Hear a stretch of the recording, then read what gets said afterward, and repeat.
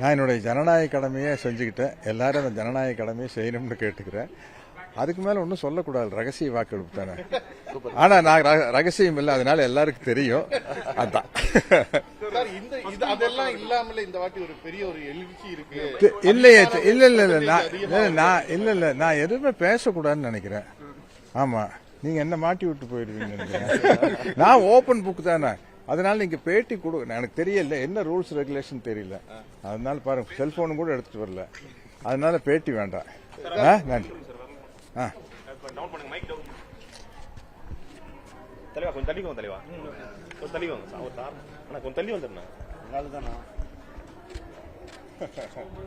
Okay sir.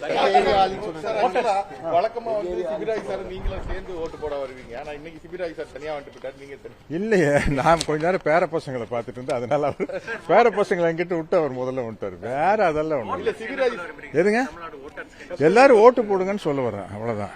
வேற இப்ப நம்ம பிரச்சாரம் பண்ணக்கூடாது. நான் பிரச்சாரம் தான் பண்ணி முடிச்சிட்டேன் சார். இன்னைக்கு வந்து சிபிராஜ் சார் ட்ரெஸ் போட்டு வந்தாரு, காக்கி பேண்ட் ஒயிட் ஷர்ட். இது வந்து விஜய் ஃபேன்ஸ் எல்லாருமே போட்டு வர மாதிரி என்கிட்டயும் இருக்கு. சொல்லியிருந்தீங்கன்னா போட்டு வந்துருப்பேன். நான் அதை கருப்பு சட்டை போட்டு வந்தேன். இல்ல, நம்ம இதுக்கு மேல நீங்க வாயை பிடிங்க எதையா சொல்லி நம்ம மேல கேஸ் போட்டு நீங்க ஜாலியா டாட்டா பை பைன்னு போயிருவீங்க. சிக்கிட் சீக் அடிக்கிறது நான் தான். நான் எல்லாம் பேசியாச்சு, பிரச்சாரத்துக்கே போறாச்சு. அதுக்கு மேல இங்க நம்ம ஒன்னும் பேசக்கூடாது. ஆஸ் பர் ரூல்ஸ் பேசக்கூடாது. ஆமா, ஓகே, நன்றி.